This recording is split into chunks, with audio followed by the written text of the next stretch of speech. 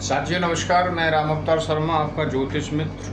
आप आज का जो विषय है, भाग्य उदय कब होगा, भाग्य उदय कब होगा जाने कुंडली के माध्यम से। दूसरा विषय है कार्य सिद्ध प्रश्न 27 नक्षत्र चक्र से जाने। कुंडली का विश्लेषण के लिए संपर्क कर सकते हैं 9313553362। ये नंबर है मेरा, इस पे आप व्हाट्सएप मैसेज डाल सकते हैं कुंडली विश्लेषण के लिए, ग्रहों की जानकारी के लिए, नक्षत्रों की जानकारी के लिए। दूसरा, कोई भी और अन्य समस्या हो उसके लिए आप संपर्क हमारे से कर सकते हैं और आपको सही दिशा दी जाएगी, मार्गदर्शन दिया जाएगा ताकि आपका कल्याण हो सके। चलिए, पहले हम आज गणेश वंदना से स्टार्ट करते हैं। उन गणेश जी के चरणों में नमन करते हैं और श्री राधा रानी और श्याम सुंदर के चरणों में नमन करते हैं। उसके बाद आगे चलेंगे। ओम श्री गणेशाय नमः। ओम श्री सरस्वती नमः। श्री राधा कृष्णाभ्याम नमः। श्री वेद पुरुषाय नमः। राधा मेरी मात है, पिता मेरे घनश्याम, उन दोनों के चरणों में मेरा कोटि कोटि प्रणाम, मेरा कोटि कोटि प्रणाम। जय जय राधा रमण, जय जय नवल किशोर, जय गोपी चित चोर प्रभु, जय जय माखन चोर, जय जय माखन चोर। प्रिय भक्तों, प्रिय दर्शकों, राधे राधे आप सभी को। भगवान आपका कार्य सफल करें, आपके मनोरथ पूर्ण हों, यही मंगल में भगवान से प्रार्थना करते हैं ताकि आपका जीवन सुख में जी सके हैं, कोई भी परेशानी ना आए आप लोगों के जीवनों में।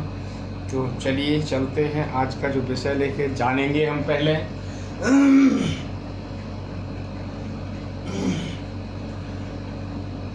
हम जो बात करते हैं स्टार्टिंग में, वे आपकी 12 राशियों से बात करते हैं और 9 ग्रह की बात करेंगे।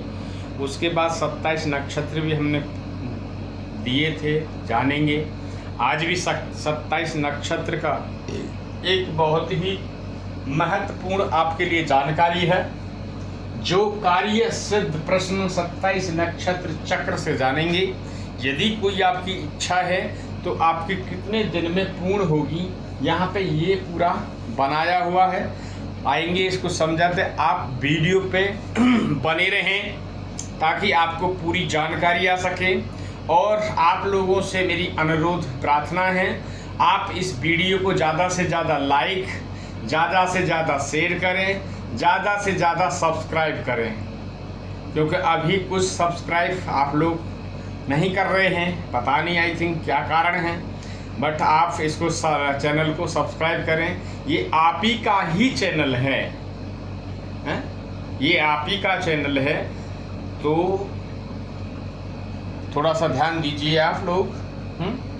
आइए बात करते हैं। पहले चलते हैं राशियों पे। यहाँ राशियों के हमने क्रमांक लिखे हुए हैं, यहाँ पे क्रमांक हैं, फिर राशि, यहाँ पे राशि लिखी हुई है।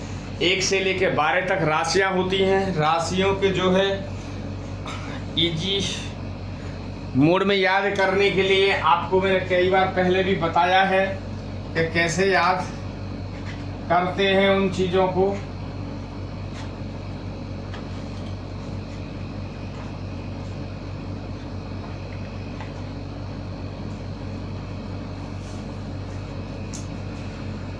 तो मेष, वृष, मिथुन, कर्क, सिंह, कन्या, तुला, वृश्चिक, धनु, मकर, कुंभ और मीन, ये 12 राशियां होती हैं। याद करने के लिए यही है कि यहीं से फार्मूला आपको याद करना होगा। ये फार्मूला आपको यहाँ से चलना होगा। मेष, वृषभ, मिथुन, कर्क, सिंह, कन्या, तुला, वृश्चिक, धनु, मकर, कुंभ और मीन। पूर्व पे ही है। अब ये जो जो पड़ी इस पे अब उनके तत्व भी इसी पे जान लीजिए। आ पा वा जा है। आ माने अग्नि, पा माने पृथ्वी तत्व की। इस पूर्व पे जितनी भी राशि पड़ेंगी वो पृथ्वी तत्व की होंगी।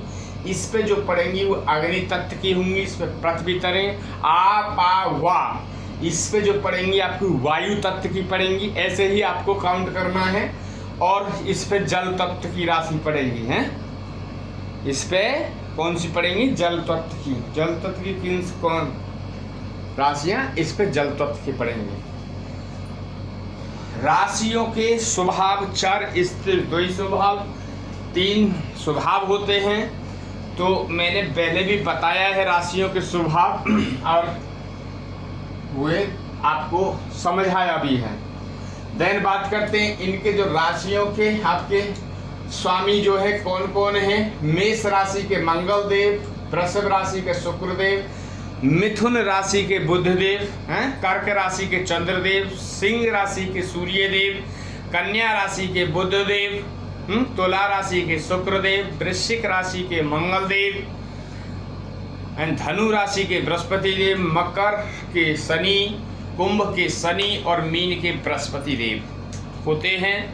इनकी दृष्टियों की बात करते हैं। मंगल देव को जो 3 दृष्टि मिली हुई है वे आपकी चौथी, 7वीं और 8वीं 3 दृष्टियों से देखते हैं। बृहस्पति देव 5, 7, 9 3 दृष्टि से देखते हैं। शनि आपके जो हैं आपकी 3, 7, 10 दृष्टि से देखते हैं।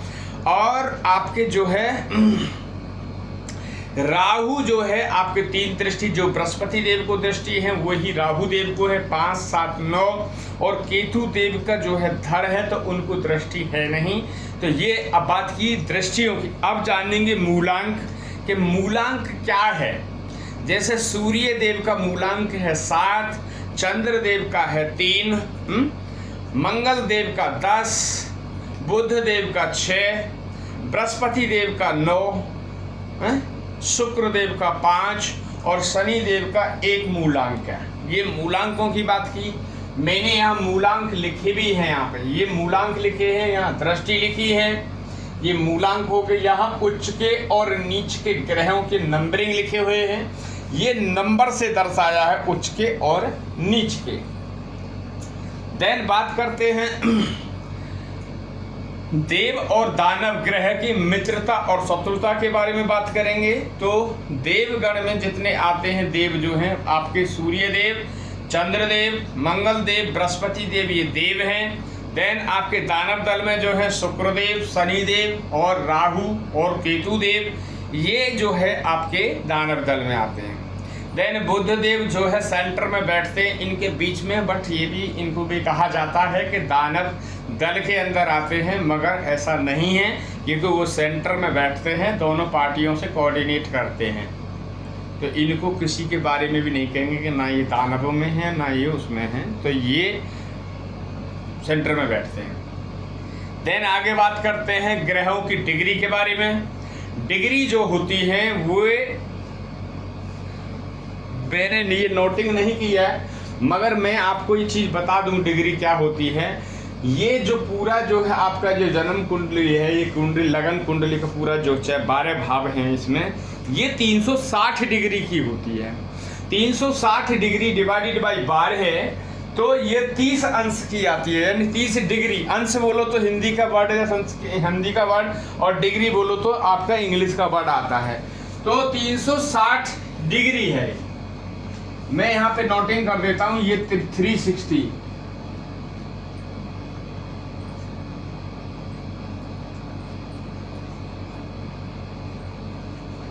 तो ये 360 का है। अब इसको भाग करने पे 12 से भाग किया तो ये 30 डिग्री का एक हाउस आता है, हाउस कहो घर के हैं, भाव के हैं, तो ये 30 डिग्री का होता है।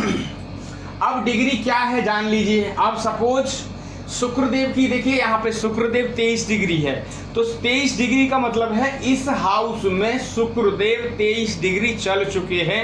7 डिग्री चलने के बाद नेक्स्ट हाउस में आ जाएंगे शुक्रदेव। देन बुधदेव 17 डिग्री चल चुके हैं, बुधदेव के बाद में फिर सीधे ये यहाँ आ जाएंगे। अच्छा, सूर्यदेव जो है इस हाउस में 6 डिग्री चल चुके हैं, मगर मंगल देव इस हाउस में 16 डिग्री चल चुके हैं, और 16 डिग्री और 6 तो डिस्टेंस जो रहा 10 डिग्री का रहा, इसलिए यहाँ मंगल देव को अस्त कर दिया। मंगल देव यहाँ अस्त हो गए, उनका जो प्रभाव है वो खत्म हो गया। अब वो इसी स्थिति में बैठ गए हैं माँ सूर्य देव के साथ में इस भाव में कि ना तो वो कुछ परिणाम दे ही नहीं सकते, ना तो अच्छे ना बुरे, क्योंकि वो तो अस्त हैं।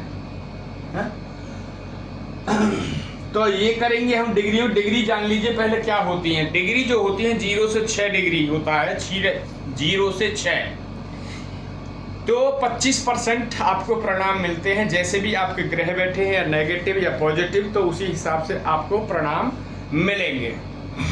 यदि ग्रह कोई आपकी कुंडली में 0 से 2 पे बैठा है तो उसके कोई 0 परिणाम आपको मिलेंगे।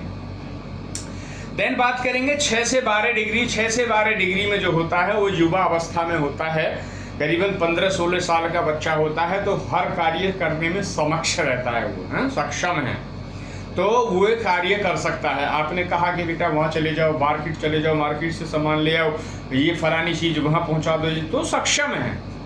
ऐसे ही ग्रह हैं, यदि मजबूती में आएंगे तो वो आपके कार्य सफल करने में, सिद्ध करने में सक्षम रहेंगे, यदि डिग्री अच्छी है तो।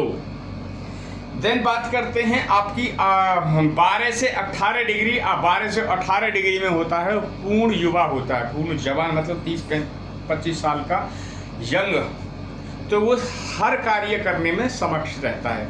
मैंने पहले भी वीडियो में बताया कि इनकी परिभाषा आपको समझ आई है कि यदि आप मकान लेना चाहते हैं और डिग्री वाई आपका जो 12 से 18 डिग्री के बीच में बैठा है कोई ग्रह, और वो स्वयं ग्रह होकर बैठा है, या मित्र की घर में बैठा है, या डिग्री वाई अच्छा है और मित्र की राशि में है, और या अपने घर में है, तो वो आपको अच्छे ही परिणाम देगा।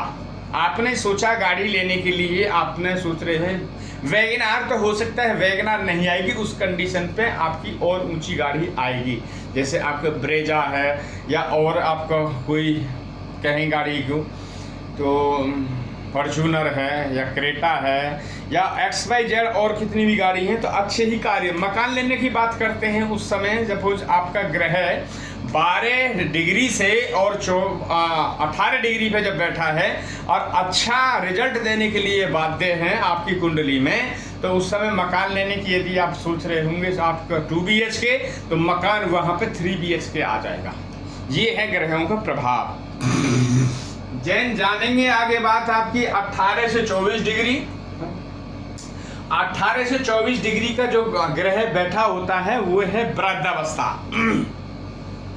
वृद्धावस्था में वो ग्रह चला जाता है, तो उसकी क्षमता जो है आपकी जो युवा वाली थी 6 से 12 वाली, तो वहाँ पे रह जाती है कि सब हाँ थोड़े कार्य करेगा वो।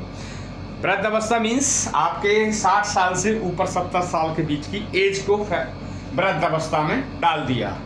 देन बात करेंगे जो अब 24 से 30 डिग्री की बात करेंगे, तो वे है पूर्ण वृद्धावस्था, यानी 70 साल से ऊपर का जो आपका कोई बुजुर्ग बैठा है आपके घर में, तो आप नौकरी पे जाते हैं, खेती में जाते हैं, कहीं भी जाते हैं, खेती में या नौकरी पे या बिजनेस पे या दुकान पे कहीं भी चले जाते हैं, तो उस अवस्था में वो जो आपके वृद्ध हैं वो आपकी एक घरवाली की, घर की, हाउस की रक्षा कर सकते हैं, वहाँ बैठे रह सकते हैं, मगर उनसे और ज़्यादा उम्मीदें ना लगाएं।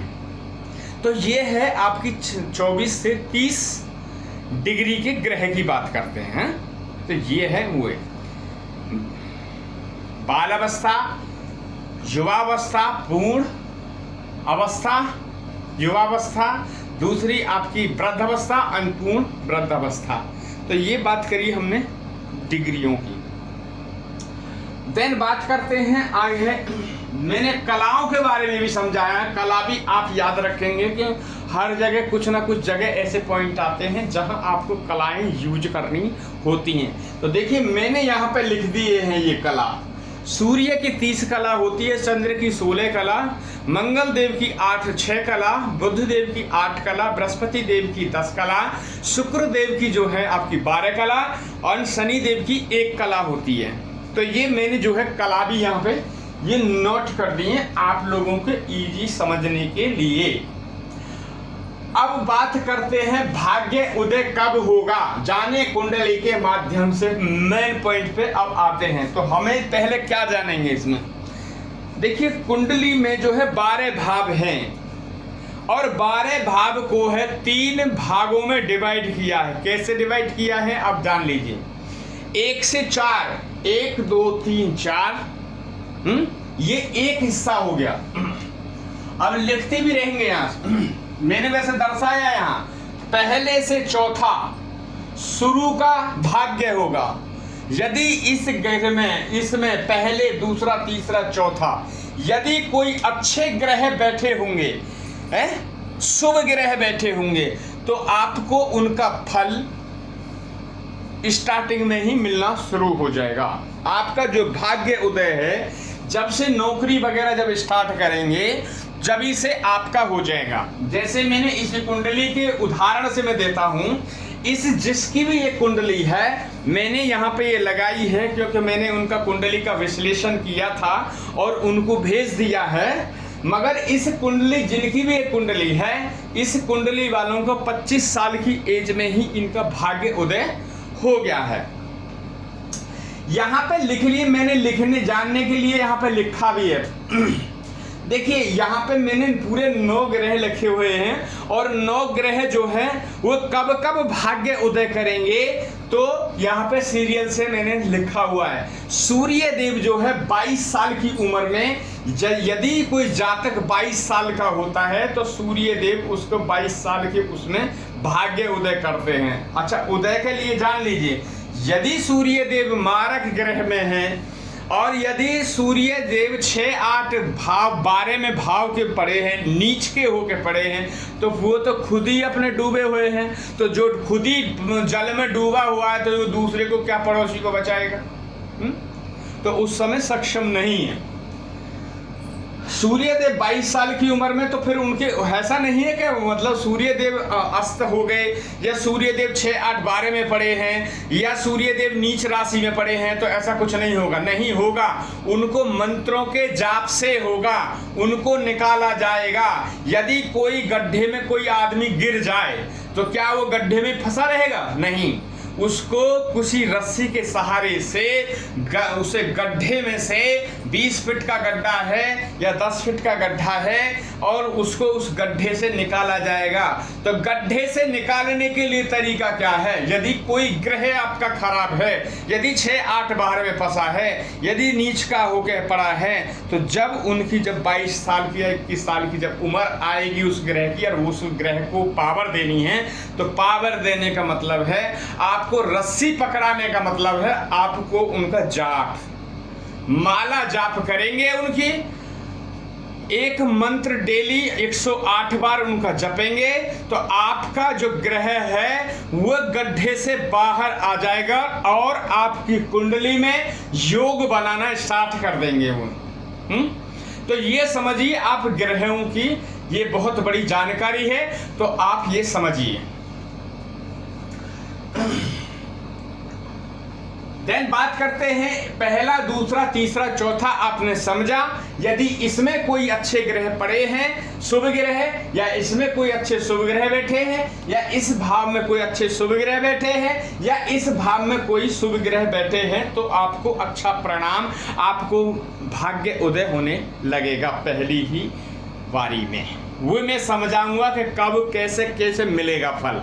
अब आते हैं, यदि इन्हीं घरों में पहला दूसरा तीसरा चौथा यदि कोई पाप कर्तरी ग्रह फंसा है, अशुभ ग्रह फंसे हैं, तो उस केस में क्या है, आपका जो जीवन जो बीतेगा पहले के, यानी कि एक हमने मानी आदमी की एक अवस्था, वे करीबन 90 साल के करीब आपकी मानी हमने एज। तो अब आप लगा लीजिए 30 साल के पे, तो आपने 25 साल के मान लीजिए आप 25 साल के, तो यदि 25 साल पे आपका भाग्य उदय पहले होता है तो आपका भाग 25 साल पे उदय हो जाएगा। दूसरा जो आपका है, अगर भाग्य वहां पे प्रबल नहीं है, कोई ग्रह प्रबल नहीं बैठा है और पापकर्तरी या अशुभ ग्रह बैठे हैं, तो वो जीवन आपका बीतेगा, कठिन परिस्थितियों के साथ में आपका जीवन व्यतीत होगा। खाना तो सभी खाते हैं, कोई इजी मोड में खा लेता है कमा के, कोई अधिक मेहनत करके कमाता है, तो वो यहाँ पे दर्शाता है। यही के माध्यम से आप जान सकते हैं कि हमारा भाग्य उदय कब होगा।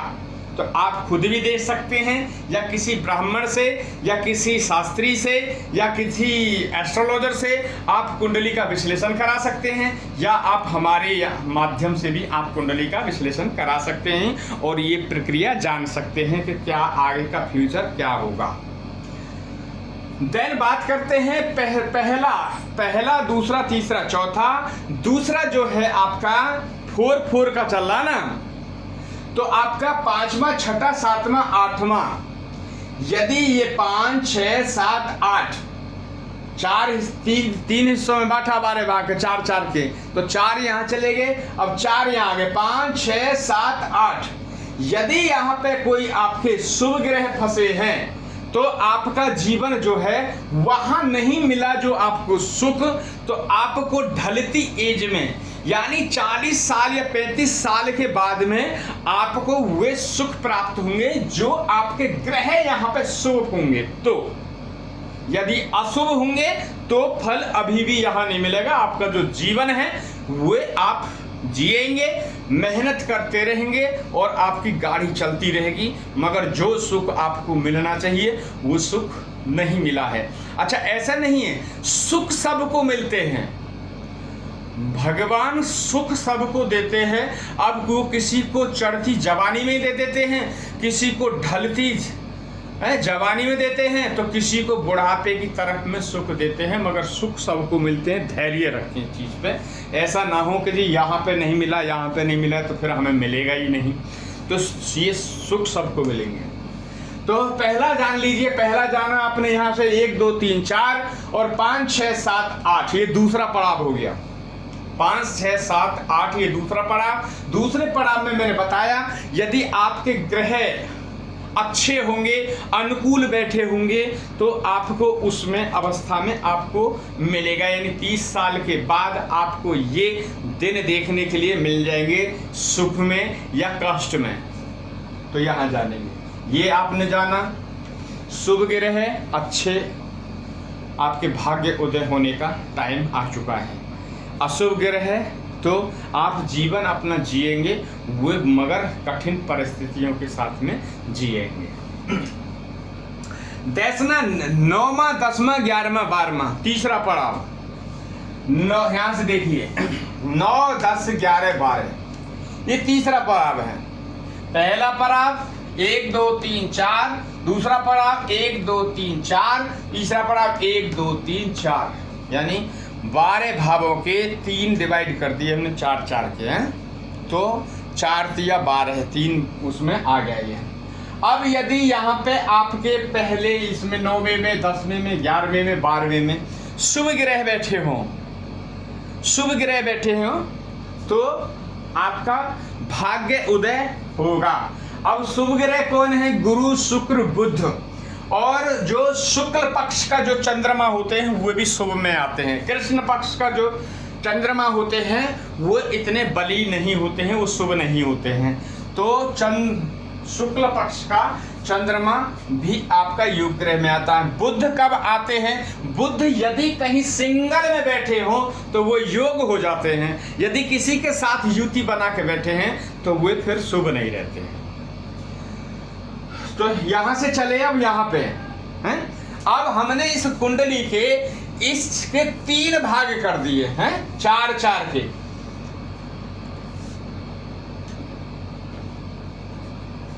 चार के 3 भाग कर दिए हमने। तो ये आपने समझा। आप ऐसे ही निकालेंगे और अपना देखेंगे कि अब मैंने लिखा है इसमें नंबर 1 पे द्वादश भावों के 3 खंड 4-4 के हमने कर दिए। देखिए लिखा है द्वादश भावों के 3 खंड 4-4 के बना दिए। 1 2 3 4, 1 2 3 4, 1 2 3 4, तो 3 खंड हो गए 4-4 के। समझ में आया। अब दूसरा लिखा है हमने भाग्याधिपति, जिस राशि में उस राशि के स्वामी के भाग्यकर्ता कहते हैं। अब जानेंगे कैसे, इस देखिए इसी से निकालेंगे। ये है आपका पहला लगन। लगन इसी को बोला जाएगा। चाहे आपकी कुंडली में, आप अपनी कुंडली में जब देखेंगे, चाहे गिनती यहाँ कोई भी लिखी हो, 1 से 12 गिनती कोई भी लिखी हो, मगर लगन जो है यही होगा। पहला भाव।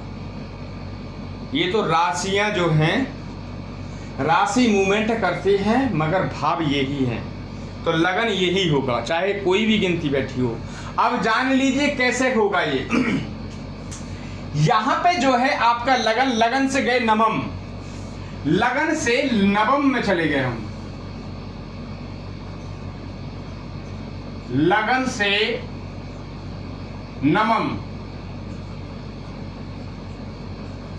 भाव में कौन सी गिनती लिखी है?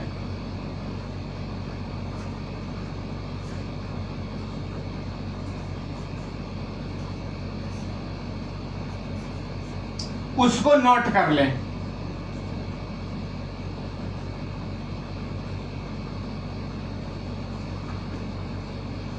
उसको नोट कर लें। अब यहां से देखिए, ये नवम, ये आपकी लगन हो गई, कोई भी गिनती लिखी हो आपकी में, ये ध्यान रखिए। अब यहां से 1 2 3 4 5 6 7 8 और 1 9। अब यहां कौन सी गिनती लिखी है? 12। तो हमने यहां पे नोट कर लिया 12। अब 12 के स्वामी कौन है? बृहस्पति देव, वो भी हमने लिख लिया, बृहस्पति देव। अब हमें देखना है कि बृहस्पति देव कहां बैठे हैं।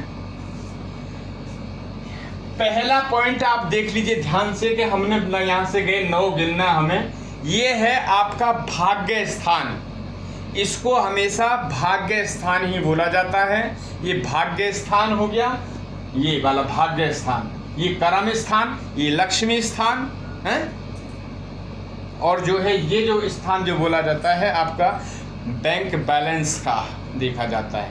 हमने इंदु लगान, ये सारी चीजें वीडियो डाल रखी हैं, आप उन पर देख सकते हैं जाके। तो अब यहाँ पे 12 मिला। 12 के जो है कौन है स्वामी? बृहस्पति देव। आपकी में कोई भी हो सकता है, आपकी में 3 हो सकता है, 4 हो सकता है, 5 हो सकता है, कोई भी यहाँ गिनती लिखी हो, तो उसको जानने के लिए यहाँ पे आ जाइए।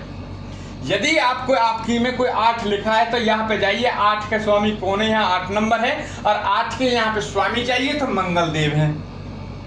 तो वहां पे लिख देंगे बृहस्पति देव, और जो आपका निकला है वो आप मंगल बुध जो भी कुछ निकला है वो आप वहां पे लिख देंगे। अब लिखने के बाद हमें फिर देखना है कि बृहस्पति जो है, बृहस्पति कहाँ बैठे हैं। तो बृहस्पति जाइए, बृहस्पति जो बैठे हैं यहाँ पे 4th हाउस में बृहस्पति बैठे हैं। 4th हाउस में कौन सी गिनती लिखी हुई है? तो 4th हाउस में जो लिखी हुई है वो 7 नंबर लिखी हुई है। अब 7 नंबर के कौन हैं? 7 नंबर के स्वामी जो है शुक्र देव हैं।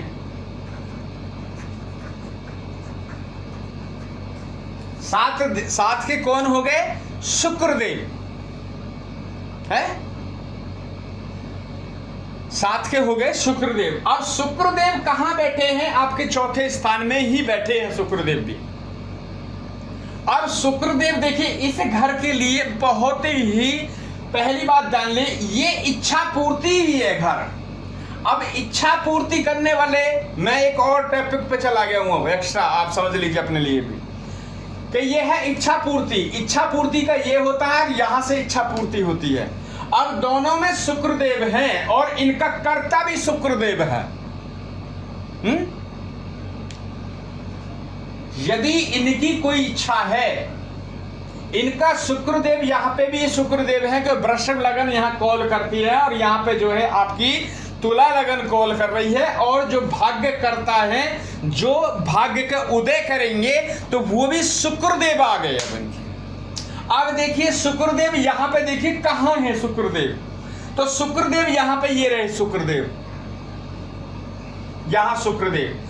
अब शुक्रदेव की जो उन्होंने जो इनका भाग्य उदय जब किया तो इनकी जब जिनकी ये कुंडली है 25 साल की एज रही होगी जब इनका भाग्य उदय होना शुरू हो गया।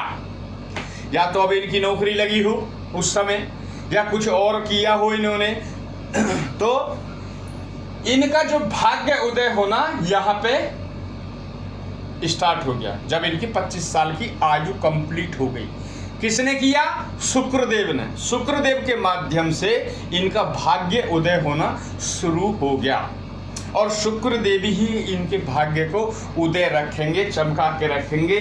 तो जिनकी भी ये कुंडली है उनको ये चीज ध्यान रखनी चाहिए, यदि शुक्र प्रसन्न रहेंगे तो इनके जीवन में कभी भी कोई परेशानी नहीं आएगी। ये समझें, शुक्रदेव को हमेशा खुश रखेंगे। शुक्रदेव को खुश रखना मीन्स अपनी पत्नी को खुश रखें। शुक्रदेव को खुश रखना है तो अपनी पत्नी को खुश रखें। शुक्रवार के दिन दही भल्ले अपने या तो घर पे बनाएं या मार्केट से लेके आएं, अच्छे सजा के अनार के दाने वगैरह ये सब चीज डाल डूल के, और अपने हाथ से यदि पत्नी है तो अपने पति को खिलाएं और यदि पति है तो अपनी पत्नी को खिलाएं, तो उनके शुक्र और मजबूत रहेंगे, ठीक रहेंगे। दूसरा, अपना कपड़े एकदम टनाटन साफ सुथ पहने, परफ्यूम वगैरह अच्छी तरह से लगा के रखें ताकि शुक्र इनके मजबूत रहें। इत्र मंगाइए चंदन वगैरह का, तो नाक पे भी ये थोड़ा सा देखिए, इस पे कोई होता है नहीं कि लगाया हमने कोई नुकसान हो जाएगा, तो यहाँ पे क्या है, यहाँ लगा लिया, शुक्र भी खुश, दूसरा आपका बुध देव भी खुश। तो आपको एक पंथ दो काज है, शुक्र के लिए भी कर रहे हैं और बुध देव भी खुश हो रहे हैं। अब ये तो हमने समझा इसके माध्यम से। अब सपोज हम तो किसी और को जो समझ में नहीं आ रही है तो हम समझा देते हैं। सपोज यहाँ 12 ना होता, यहाँ 8